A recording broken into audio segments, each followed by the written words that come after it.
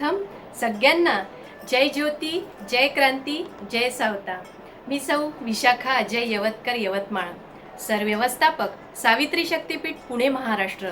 सर्वात आधी संस्थेचे संस्थापक अध्यक्ष आदरणीय गुरुवर्य दशरथ कुलधरण अण्णासाहेब यांना माझा जय ज्योती, जय सावित्री. तसेच तमाम सावित्रीच्या लेकींना आणि मान्यवर मंडळींना मी स्नेहपूर्वक नमस्कार करते आणि माझ्या विषयाला सुरुवात करते. मंडळींनो, आज आपणासाठी एक विशेष खास उन्हाळी विशेष विषय घेऊन आलेली आहे.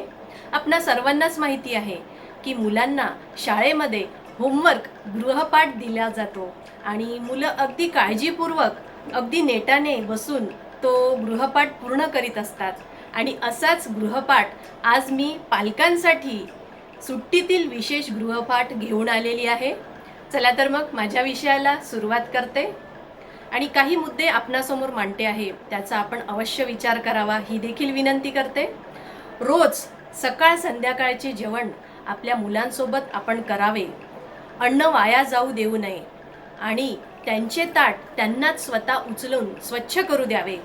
भाजी निवडणे, झाडणे, लोटणे, कपडे धुणे अशी कामे त्यांना स्वतःच करू द्यावीत. शेजारी राहणाऱ्या कुटुंबाकडे जाऊन त्यांच्याशी जवळीक साधू द्या आणि दुसऱ्यांच्या मुलांना आपल्या घरी बोलवून त्यांना मुलांसोबत वेळ घालवू द्या. आजी आजोबांसोबत मनसोक्त गप्पा मारू द्या आणि त्या गप्पा मारीत असताना आजी आजोबांचा आपल्या नातवांसोबतचा एक सुंदरसा फोटो सेल्फी काढून ठेवा, जेणेकरून त्या आठवणी आपल्यासोबत कायम ताज्या राहतील. त्याचबरोबर आपल्या कामाच्या ठिकाणी जिथे आपले पालक काम करतात, आपण काम करतो, अशा ठिकाणी आपल्या मुलांना घेऊन सोबत जा, जेणेकरून त्यांना कळेल की आपले पालक आपल्यासाठी किती कष्ट करतात, आपले पालक कुठे काम करतात याची जाणीव त्यांना होऊ द्या. त्यानंतर स्थानिक यात्रा, बाजार असणाऱ्या ठिकाणी मुलांना न्या, जेणेकरून व्यावहारिक ज्ञान देखील त्यांना मिळायला हवं. आपल्या लहानपणीच्या आठवणी, पूर्वजांच्या आठवणी त्यांच्यासोबत शेअर करीत चला, त्यांना सांगत चला.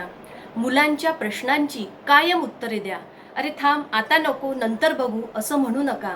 त्यांच्या मनातली कल्पना, त्यांच्या मनातील संकल्पना, कन्सेप्ट ही क्लिअर होणं फार गरजेचं आहे.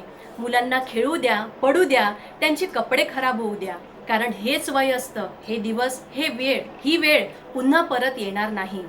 स्वतः मुलांसमोर मोबाईलचा अगदी मर्यादित जेव्हा गरज असेल, शक्य असेल तेव्हाच वापर करा.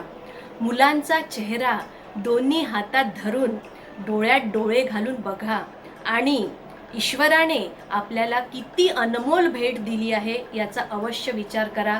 मुलांना प्रेमाने जवळ घ्या, त्यांना वेळ द्या, त्यांच्यासोबत गप्पा गोष्टी करा आणि मुलांचे सर्व हट्ट पुरविणे म्हणजे चांगले पालकत्व ही खुलसट कल्पना डोक्यातून काढून टाका. एक जागरूक पालक म्हणून आपण उद्याचे सुजाण नागरिक घडवूया. चला तर मग हा पालकांसाठीचा गृहपाठ मी माझ्यासह आपण देखील पूर्ण करूयात.